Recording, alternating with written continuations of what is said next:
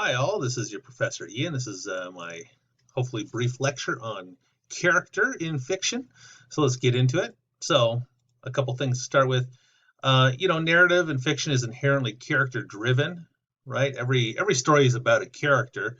Even, Rudyard Kipling has a whole series of animal stories and even stories he's telling from the perspective of inanimate objects, but they're still characters, right? They're still things that we invest in and care about as like individuals in the world.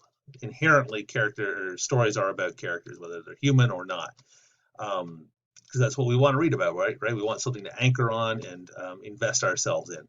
So, character is super important, and point of view is part of that, right? The point of view from which you tell a story. We're going to get into that in later weeks, but it is important to think about this in terms of character. If we think about Araby, for example, which we read a couple weeks ago, do you ever not trust the narrator of this story? It's something you probably don't think about while you're reading it because a lot of narrative depends on your trust in the narrator.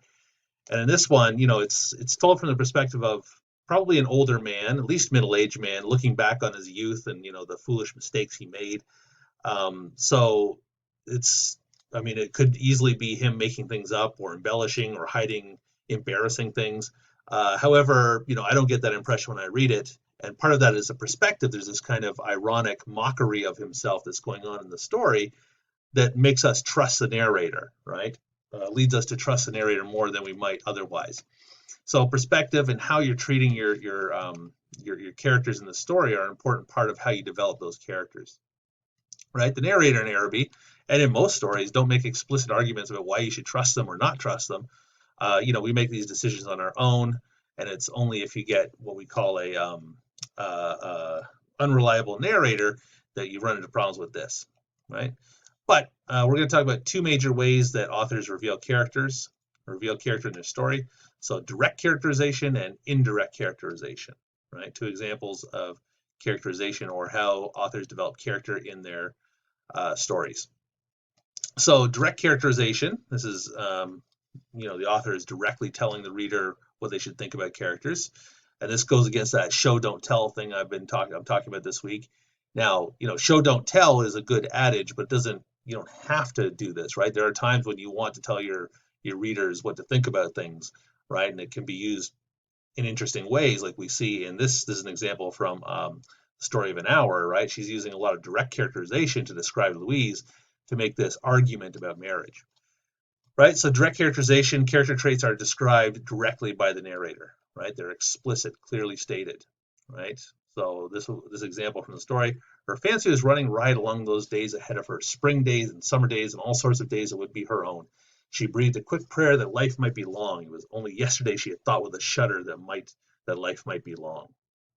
Right? There's no mystery about what she's thinking here. She's happy. She's delighted that she's going to be free from her marriage for the rest of her life. We're told that explicitly, and that's because Chopin is making an argument about marriage that depends on this direct characterization. Also, she's making this direct argument, so we need to take that into account. We need to think about how she's setting up things that happen later in the story, right? This insight into Louise's mind sets up this ironic ending with the doctors, who are, presumably male given the time the story was written, and they think that she died of too much joy when her husband returned. When we know, as the reader, because of this direct characterization, that in fact she died because all her dreams have now been shattered, right? So there's this deep irony in the ending in that final scene of the story where the men in the story, and society at large can't accept and understand what we know to be true about her. And the other way we develop character is indirect characterization. So character traits developed through or revealed through actions, speech, words, thoughts. So, for example, here's from Secret Stream. In the moment it took Nathan to get off his bike so that he could help her, this is the beginning of the story when he finds her kind of hooked on the fence at the golf course. She freed herself and leapt off. And leapt off. Her hair rose in a cloud of raven strands and fell with a splash as she bounded onto the sidewalk. With a few quick swipes of her hands, she brushed some blades of grass and dried mud splashes from her jeans. Well, that was embarrassing, she said. So there's a lot we can deduce about this character, Sophia, by these actions and her speech, right? She's she's stuck on a fence and she's able to like wiggle off and jump down, so she's physically capable. She just kind of brushes it off. Well, that was embarrassing, right? Her reaction to the scene and her actions tell us a lot about her, right? And there's also some stuff with Nathan's reaction, right? This cloud of raven strands. It sounds like Nathan's already infatuated to me. But anyways, we're never told explicitly what to think about the character, as we were in The Story of an Hour, but you definitely have a vision of Sophia as this capable young woman just based on this one scene, these actions, right? So these are implicit characterization or character traits. They're not explicitly stated. Instead, they're not clearly stated. They're implied through her actions and her speech. So I'll give you an acronym. I love acronyms to think about indirect characterization, because direct characterization is pretty easy. You tell the reader what to think. We're going to see some examples of this later in the semester of authors playing with us using direct characterization. But for now, this is the acronym STEAL: speech, thoughts, effects on others, actions, and looks. Right? Just a good acronym to help you think about your own writing and reading other stories as well. So speech, what does the character say? How does the character speak? Right? So if we think about Sophia in that scene, the way she speaks, she's kind of blunt in the story. She doesn't beat around the bush. She has a kind of unique take on the world that comes through in her speech. We're never really told too much about her. In fact, one of the fun things about that story is the lack of information we have about her and the insight we have into Nathan, right? There's interesting gender dynamic going on there. But, we can deduce, we can see what's implied by the way she speaks, right? So the way she speaks, what she says. Thoughts, so what's revealed through a character's private thoughts and feelings, if those are revealed. Sometimes they're not. But again, if we return to Louise in The Story of an Hour, right, if you remember that scene where she's just looking at the window and enjoying the spring scene, we get a real insight into her mind through those thoughts and those impressions and sensations that she's experiencing as she sits in the chair. Without even being told what we should think about her, we get this real insight into her as this vibrant person, or this person capable of vibrancy and enjoyment of this kind of like spring rebirth scene, right? So these private thoughts that we're given. Effects on others. So what is revealed through the character's effects on others? How do other characters feel or behave in reaction to the character? And this can be super important. Are they seen as creepy? Are they loved by everyone? Right? This is going to help us determine or think about the character. Right? Like, what do we know about Nathan by the effect that Sophia has on him?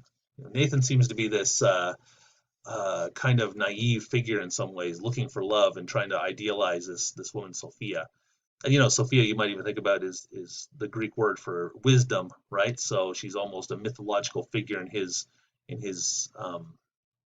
mind, and the way he treats her is almost like this love object, right? And so the effect that she has on him tells us a lot about Nathan, right? If you're looking for those details. Actions. So what does the character do? How does the character behave? If you remember that moment in Araby, towards the end when the narrator's uncle comes home, right, and the young boy wants to go off to the fair, wants to go off to the bazaar and buy his love some object, right? And then we get this scene. I heard him talking to himself and heard the hall stand rocking when it received the weight of his overcoat. I could interpret these signs, right? So the uncle's been drinking is what we're supposed to infer from these details, right? He's talking to himself. He's had a couple of drinks after work. That's why he's late, and he's forgotten about his promise to his nephew, right? And he's a little clumsy. The hall stand rocks with his coat rather than just putting the coat on the stand, right? So we can tell there's something going on with the uncle, and it's probably drinking from all the other clues too, right? But actions tell us about scenes. And, this scene is important because it shows us how other people don't really respect the nephew's desires to go to the bazaar. They don't see it in the same way. For him, this is like this holy quest that he has to go on, and for everybody else, it's just a dumb bazaar, which he realizes in the end. And that's that epiphany he has at the end that, okay, my romantic dreams aren't really in keeping with the real world. And finally, looks. So what does the character look like? How does the character dress? How are they described? That's a big one to think about, especially from what perspective, right? So what do we learn about the narrator by the description of the unnamed girl in Araby? So here's from Araby. She held one of the spikes, bowing her head toward me. The light from the lamp opposite our door caught the white curve of her neck, lit up her hair that rested there, and falling, lit up the hand upon the railing. It fell over one side of her dress and caught the white border of a petticoat, just visible as she stood at ease. It's a beautiful passage, and it's written with a real attention to this girl, and especially the light falling on her. So again, this if we think about the story as like a kind of almost holy quest that the narrator is going on, this description here is of course of beauty, of his like admiration for this girl, but there's also this kind of like glow that's going on, like a holy something holy happening as well, right? It's a really interesting description of this young girl in the story, right? And it covers a lot of ground, and it really gives us insight to how the narrator is thinking about her, right? She's not just a young girl that he fancies; she's almost this otherworldly object that he's trying to obtain. Uh, so, anyways, that was it. Direct characterization, indirect characterization, and that acronym STEAL to help you think through these things in your own writing and as you're reading other people's fiction. So that's about it for now. Thank you very much, and enjoy the stories.